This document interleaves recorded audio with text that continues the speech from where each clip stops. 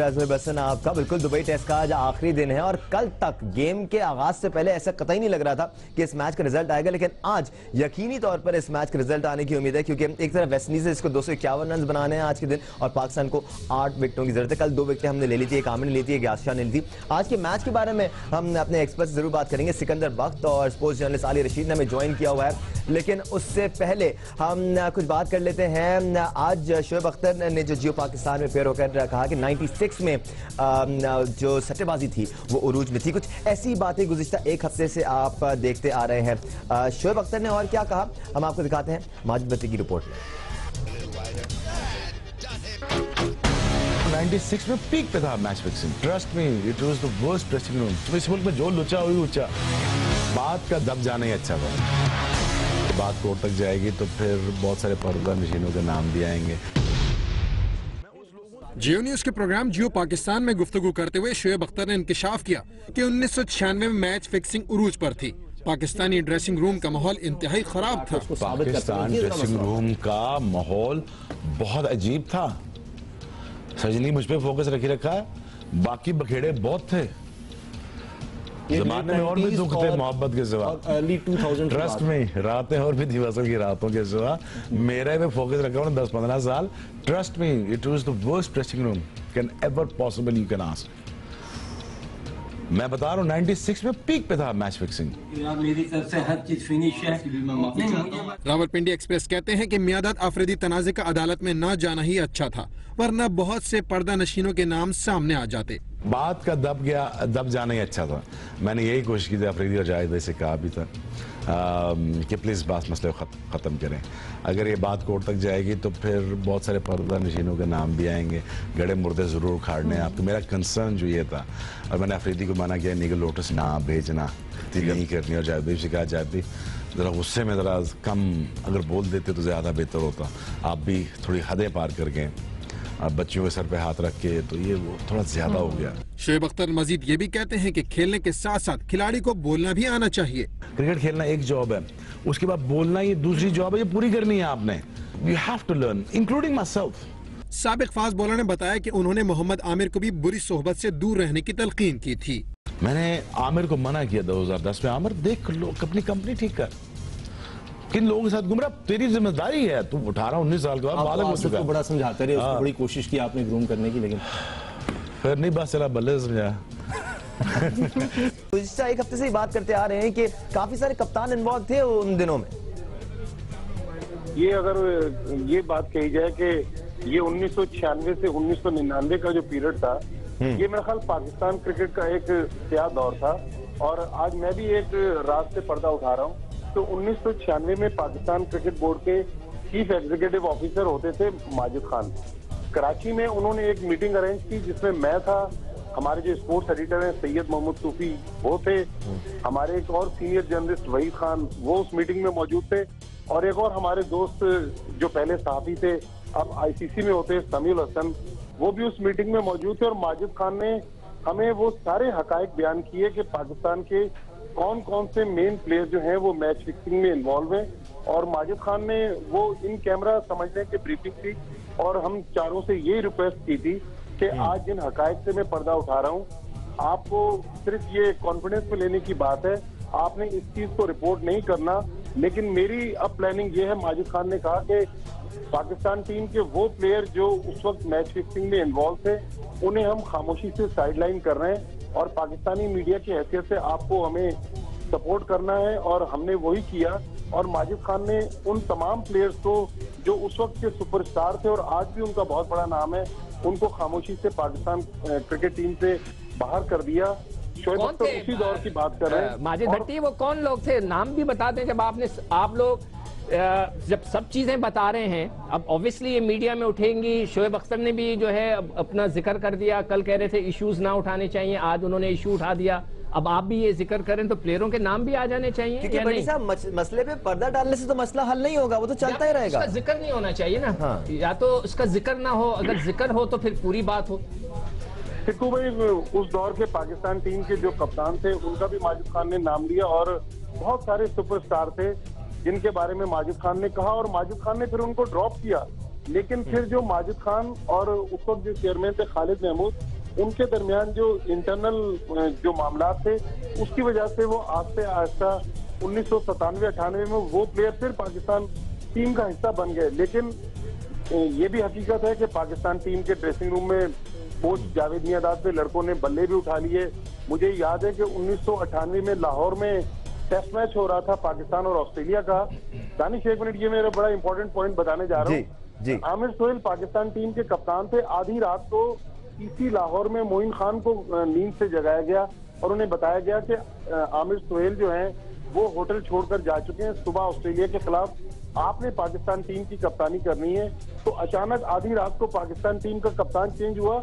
लेकिन इस पूरी बातों में दरअसल अब मैं इसलिए वो नाम नहीं बताना चाह रहा कि हुकूमत पाकिस्तान ने मैच फिक्सिंग की 2 इंक्वायरीज करवाई, जिसमें जस्टिस कयूम की इंक्वायरी थी और जस्टिस भंडारी की इंक्वायरी थी, जिसमें बहुत सारे प्लेयर्स अपीयर हुए इंक्लूडिंग जावेद मियांदाद।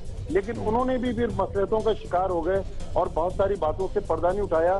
लेकिन बहरहाल पाकिस्तान क्रिकेट का ये तारीख दौर था जिसका शोएब अख्तर जिक्र कर रहे हैं। अब पाकिस्तान क्रिकेट ऑलरेडी इतनी बदनाम हो चुकी है। हम यहाँ पर एक क्लियर कर दें एक बात कि शोएब ने सिर्फ पाकिस्तान की बात नहीं की। आलिया, आपकी तरफ आऊंगा इसी बात को लेकर। याद है आपको, हम 4 दिन पहले शो कर रहे थे तो आपने बहुत सारे कप्तानों के नाम लिए थे। आपने हंसी क्रोनी का नाम लिया था, आपने मार्क वॉ का नाम लिया था, जिनकी वजह से स्टीव वॉ भी परेशानी में आ गए थे। तो बहुत सारे लोगों की बात हो रही है यहाँ पर, सिर्फ पाकिस्तान की बात नहीं हो रही है जो मैच फिक्सिंग में इन्वॉल्व थे।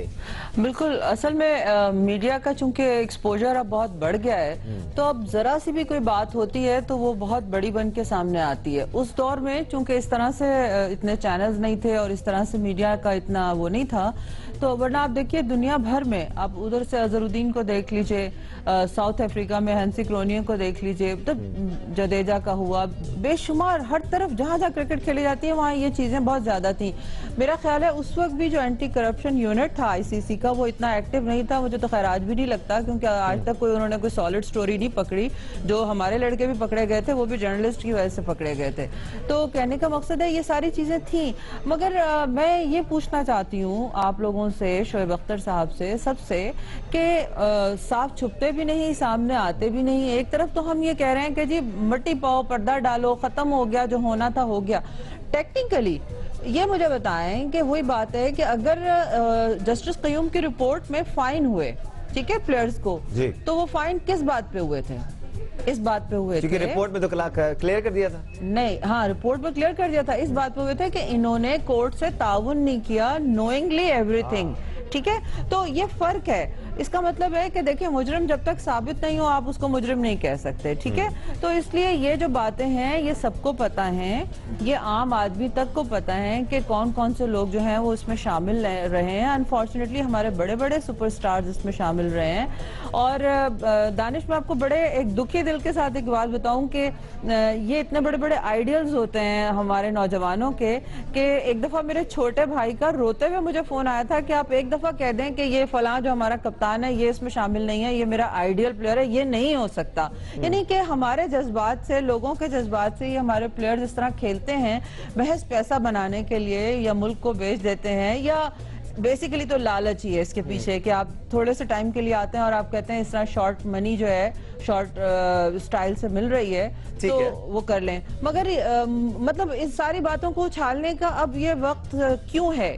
क्या जबकि कल ये सारी बातें सेटल हो गई थी जी, तो इस वक्त हमें खामोश हो जाना चाहिए था। हाँ, मगर हमने मीडिया को खुद ही मौका दे दिया। कल हम मीडिया को क्रिटिसाइज कर रहे थे कि ये इशू उठा रहा है, आज हमने खुद मौका दे दिया। देखिए ना, मीडिया क्या करेगा? मीडिया ने तो स्टोरी में पढ़ रही हूँ, शोएब की स्टोरी सुबह से पूरी दुनिया में जो है वो जा चुकी है, अखबारात में चली गई है, एजेंसीज में चली गई है, हर तरफ वो पता चल। एक बात मैं मानता हूँ शोएब की, कल वो शोएब कह रहे थे कि लोगों को ट्रेनिंग देनी चाहिए कि किस तरह बात करनी है। ये बात मैं बाकी मान गया कि वाकई लोगों को ट्रेनिंग देनी चाहिए कि कौन से मौके पे क्या बात करनी चाहिए। लेकिन इस पे तो आलिया का भी जवाब है ना कि जनाब आप किस तरह किसी को सिखा सकते हैं, और आप भी उस दिन यही बात कर रहे थे, किस तरह सिखा सकते हैं जब वो छोटी छोटी बातें आपकी नहीं सुन रहा तो बड़ी बातें क्या सुनेगा। दानिश, एक बात मैं जरूर आपसे शेयर करना चाहूंगी यहाँ पे कि देखिए, ये एक जो स्याह बाब है वो अपनी जगह, लेकिन 2010 के बाद आप तारीफ कीजिए मिसबाह उल हक की कि जिस तरह से जो साफ सुथरा ड्रेसिंग रूम पाकिस्तान क्रिकेट में इस वक्त खेल रहा है, जो कामनेस वो लेके आए हैं, जो माइंडसेट लेके आए हैं, उसमें यह है कि आपको कोई ऑफ द फील्ड भी ऐसी चीज, कोई ऐसी हरकत नहीं मिलती। हमें उसको अप्रिशिएट करना चाहिए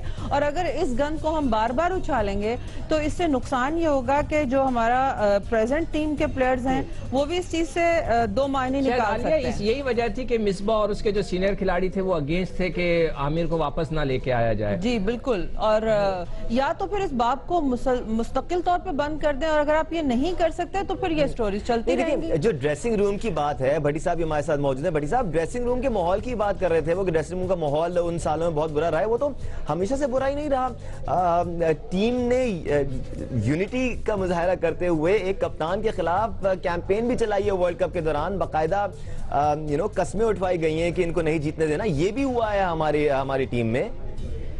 बिल्कुल दानिश, ड्रेसिंग रूम में देखें दो किस्म के माहौल।